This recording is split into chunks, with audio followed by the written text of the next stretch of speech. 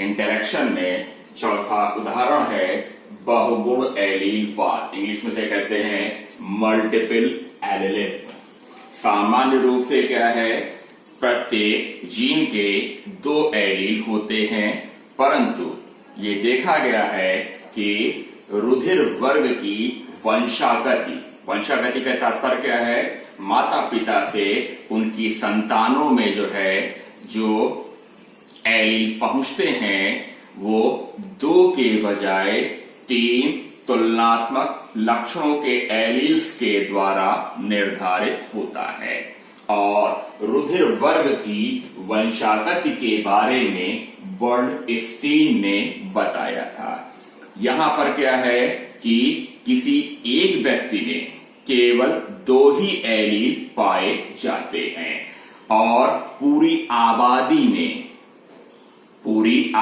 में 3 एलील पाए जाते हैं।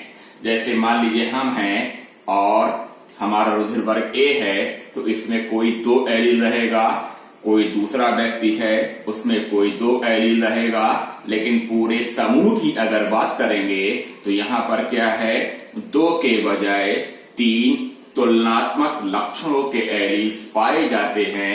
इसलिए से क्या कह देते हैं, बहुगुण एलीलवाद। अब यहां पर 3 एलील कौन कौन से हैं, 3 एलील हैं IA, IB, IO। ये क्या है, IA है, IB है और IO है। ये पूरी आबादी में पाए जा रहे हैं। इसमें क्या है कि IA एलील जो है वो IO एलील के ऊपर प्रभावी होता है। इसी प्रकार IB एलील IO के ऊपर प्रभावी होता है, परंतु IA एलील IB एलील के ऊपर प्रभावी नहीं बल्कि समान रूप से प्रभावी अथवा सह प्रभावी होता है। और IO एलील ये क्या है, अप्रभावी है। अब माता पिता से संतानों को इन 3 एलीलों में से कोई 2 एलील प्राप्त होते हैं। ठीक है, अब यहां पर देखिए इसे चार्ट के माध्यम से व्यक्त किया गया है। कॉलम में पहला क्या है, माता पिता से प्राप्त एलील, और माता पिता से जो एलील प्राप्त होंगे वही एंटीजन उसमें विकसित होगा और जो एंटीजन का नाम रहेगा संतान का रुधिर वर्ग वही होता है।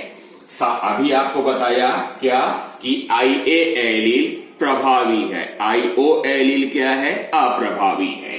अर्थात अगर किसी संतान को माता पिता से IA एलील प्राप्त होता है अथवा IA एलील IO एलील प्राप्त होता है, तो यहां पर कह चुके A एलील दोनों प्रभावी हैं, तो A antigen IA allele IO के ऊपर प्रभावी है तो भी क्या है, A एंटीजन बनेगा।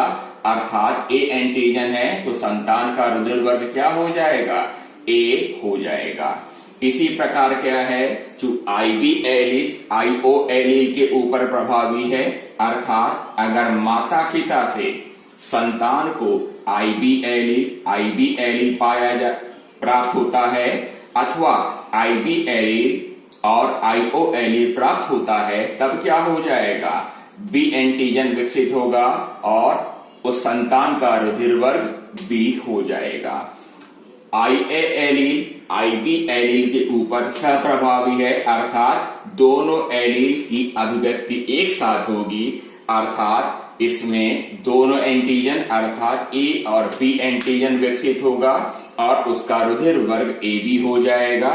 परंतु जब माता पिता से IO एलील दोनों अप्रभावी एलील प्राप्त होते हैं, उसमें कोई एंटीजन नहीं बनता है, अर्थात संतान में का रुधिर वर्ग जो है वो O हो जाता है। तो आप क्या कह सकते हैं कि सामान्य रूप से इसे बहुगुण एलीलवाद क्यों कहते हैं, क्योंकि इसमें 2 के बजाय 3 तुलनात्मक लक्षणों के एलील एक ही स्थान पर पाए जाते हैं, इसलिए इसे बहुगुण एलीलवाद कहते हैं।